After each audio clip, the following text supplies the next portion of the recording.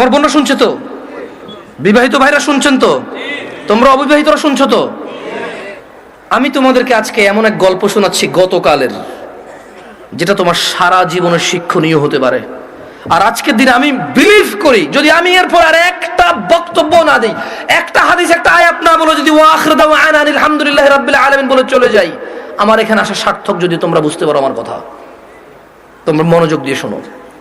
গতকাল এমন একটা প্রশ্ন আসছে আমার কাছে, আমি তালাক সম্পর্কে কথাটা মনোযোগ দিয়ে শুনবেন। এখানে অবিবাহিত কারা আছো? হাত তোলো তো। অবিবাহিত কারা আছো? ঠিক আছে। আরে হাসার কি, যে এই বাঙালি যেটাই কই এটা হাসে, কি দুনিয়াটা কৌতুক বানাবে। অবিবাহিত কে আছে এটা কি হাসার কিছু হয়ে গেল? কি মানে বুঝলাম না জিনিসটা।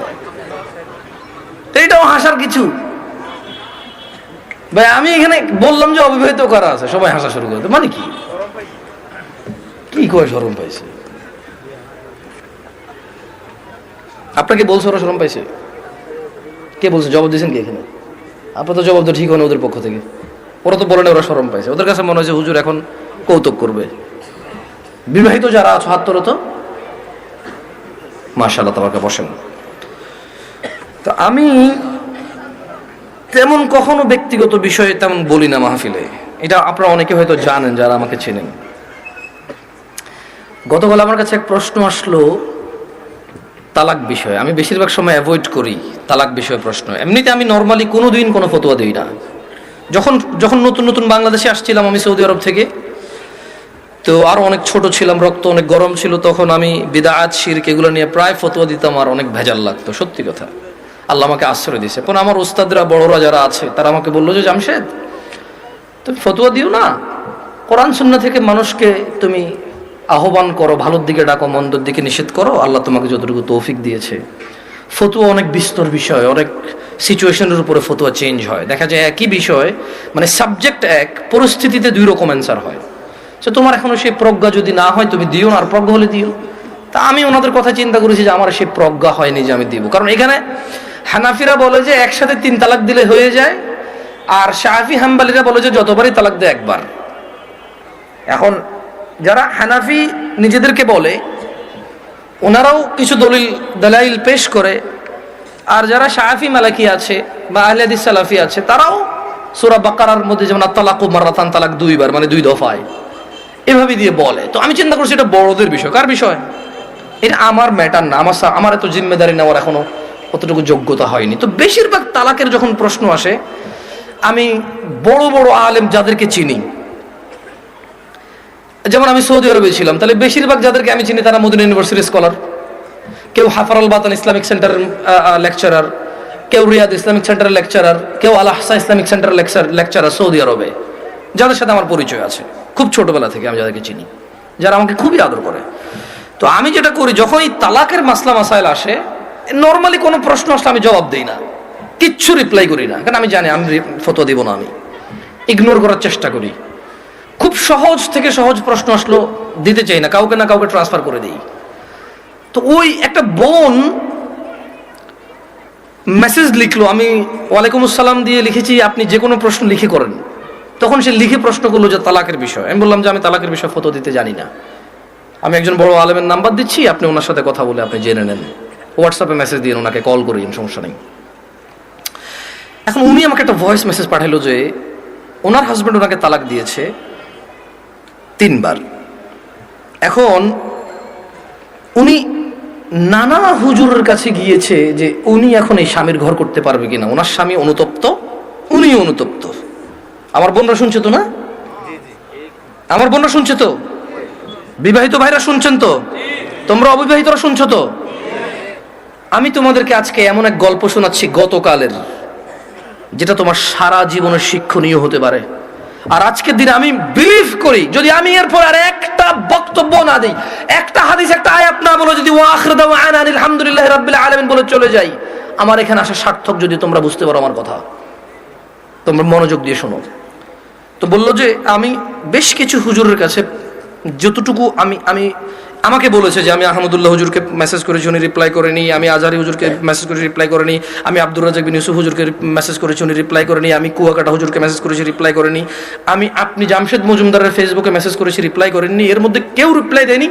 আপনি আমাকে ওয়ালাইকুম আসসালাম রিপ্লাই দিয়েছেন হোয়াটসঅ্যাপে মেসেজ দেওয়াতে। আমাকে একজন হুজুর বলল আমি আমার স্বামীর সাথে থাকতে পারবো একটা হারাম কাজের মাধ্যমে। কি কাজের মাধ্যমে? হারাম কাজের মাধ্যমে।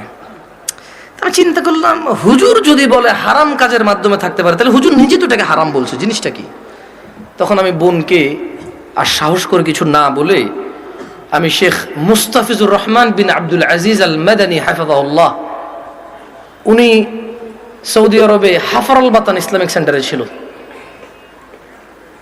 খুব আদর করে আমাকে। আমি বললাম যে আমি একজন বড় আলেমের নাম্বার দিচ্ছি, আপনি ওনাকে কল দিয়ে আপনার মাসালাটা জেনে নেন, আমাকে আপনার পুরো কথা খুলে বলার দরকার নাই, আপনি ওনার সাথে ডিসকাস করেন। ঠিক 2 ঘন্টা বা 3 ঘন্টা পর উনি আমাকে মেসেজ দিল যে হুজুর আমি একটু আপনার সাথে কথা বলতে চাই। আমি বললাম যে আমি আপনার সাথে কথা বলবো না, আমি আপনাকে যার নাম্বার দিয়েছি যদি ওনার কথায় আপনার কিছু বুঝে না আসে তাহলে আমার কথা আপনার বুঝে আসবে না। বলে যে না হুজুর, ওনার সাথে আমার স্বামী কথা বলেছে, তবে আমার স্বামী একটা বিষয় গোপন করে কথা বলেছে, গোপন করে কথা বলার পরেও হুজুর বলেছে যে তালাক হয়ে গেছে, কিন্তু এখন আমার স্বামী হাফেজে কোরআন, আলেম পাস, আমার স্বামী বলছে তালাক হয় নাই।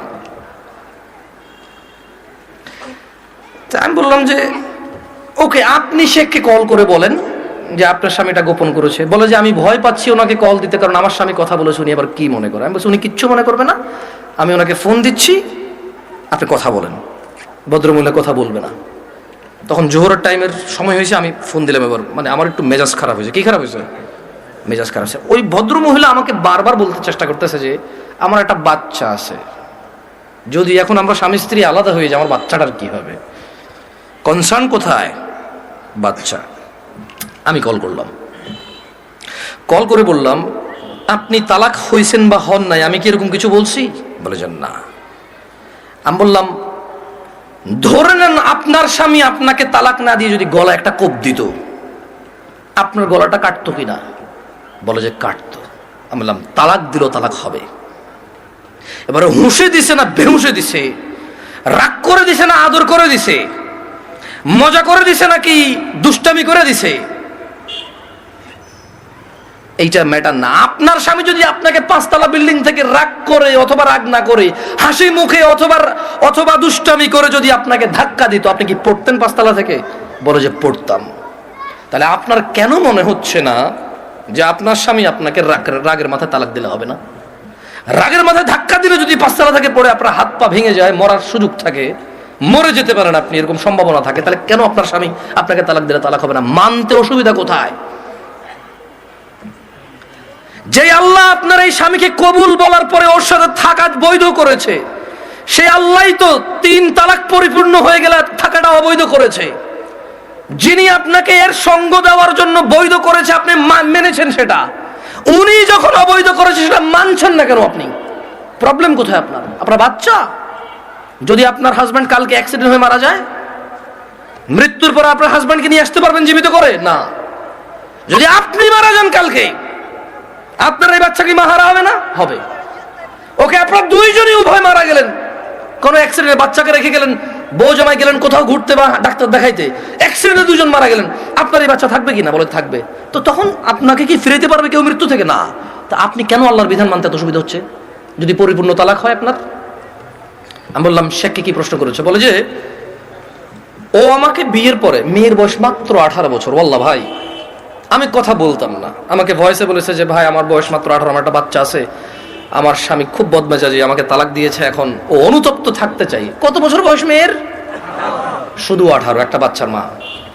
যে বাচ্চা, ওই বাচ্চার বয়স আমাকে বলেছে যে 3 মাস বা 3 বছর, আমার সঠিক মনে নাই, এরকম কিছু বলেছে। আমি বললাম আপনি কি মানে নিজে নিজে পছন্দ করে বিয়ে করেছেন নাকি বাবা মা পছন্দ করে বিয়ে দিয়েছে? বললো যে বাবা মা পছন্দ করে বিয়ে দিয়েছে। আমি বললাম বিয়ের আগে স্বামীকে চিনতেন না? বলে যে না। আমি বললাম আপনার স্বামী নামাজ পড়ে না, ঠিক না? বলে যে হ্যাঁ। আমি বললাম আপনার স্বামী তো নামাজ পড়ে না, ঠিক না? হ্যাঁ। আমি বললাম আপনার স্বামী হুজুর আলেম এগুলো বলে লাভ কি? হাফেজ বলে লাভ কি? ও তো নামাজই পড়ে না। ও তো ধর্মর কোনো মূল্যায়নই করে না।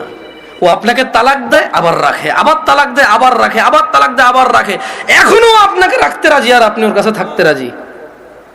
তো বললো যে প্রথমে একদিন তালাক দিল, তালাক দেওয়ার পর ওনার স্বামী বিলিভ করে একসাথে 3 তালাক দিলে তালাক হয়ে যায়। ওনার স্বামীর এটা দেখেন, আমি আবার বলি, এটা আমি বলছি না, উনি বলছে যে ওনার স্বামী হাফেজ এবং আলেম পাশ মেবি, বা হাফেজ এটা কনফার্ম আমি। তো বললো যে উনি জানে যে এক বৈঠকে 3 বার তালাক দিলে তালাক হয়ে যায়, কিন্তু শেখ মুস্তাফিজুর রহমান বিন আব্দুল আজিজ মাদানীকে যখন ফোন করেছে তখন উনি বলেছে আচ্ছা ধরলাম একবার, 3টাকে কয়বার ধরলাম? এক বৈঠক ধরলাম। বলে যে আপনাকে আদ দিছে? বলে যে হ্যাঁ আরেকবার দিছে। বলে যে ওটাকে আবার ধরলাম।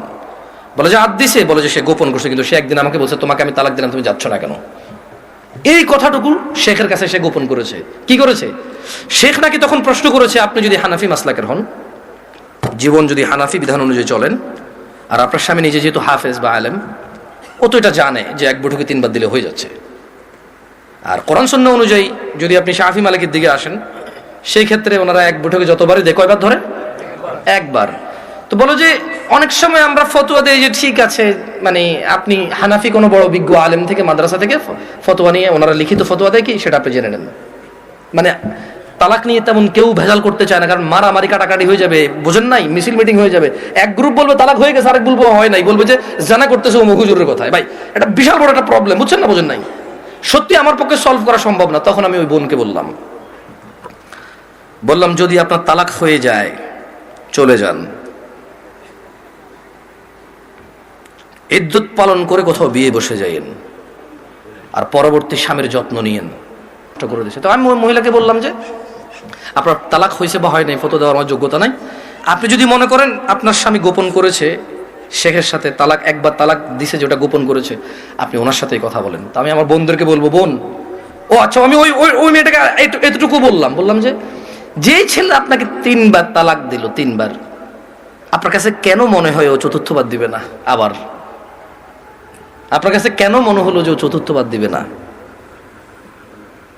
আর এই তো আপনি এই স্বামী ছাড়া থাকতে পারবেন না, আপনার একটা বাচ্চা আছে, কেন আপনি স্বামীর সাথে এমন ব্যবহার করলেন যে ও তালাক পর্যন্ত গিয়ে পৌঁছালো? ওর উপায় কি? ওই বেচারার উপায় কি? ধরলামও খারাপ, ওর চেয়ে নিকৃষ্ট পুরুষ আর এই পৃথিবীতে আমি ধরে নিলাম। আপনি যদি ওর সাথে এমন ব্যবহার করেন যে ও তালাক দেওয়া ছাড়া রেখে উপায় নাই, একটা ঘরে আগুন লেগে গেছে, বের হবে না মানুষ বের হবে না? এই দরজা বন্ধ, সেই দরজা বন্ধ, সেই দরজা বন্ধ, জানালা দিয়ে হলো তো মানুষ বের হবে না? তা আপনি এমন এক সংসারের মধ্যে কেরেঙ্গাল লাগাই দিয়েছেন, কিচ্ছা কাহিনী লাগাই দিয়েছেন, এমন এক অশান্তি লাগাই দিয়েছেন, ও আর তালাক ছাড়া বেরোতে পারছে না এখান থেকে। এমন করলেন কেন? এই যে এখন কান্নাকাটি করতেছেন, এমন করলেন কেন? এই যে বলতেছেন আমি এখন ধৈর্য ধরবো, আমি আর মুখে মুখে বলবো না, আমি আর ওর অপছন্দ হয় ওর বাবা মায়ের সাথে খোটাখুটি করলে এখন আর করবো না, আমি আগে কেন ভাবেন নাই? আমি আমার বোনদেরকে বলবো তোমার স্বামী আছে, ওকে গুরুত্ব দাও।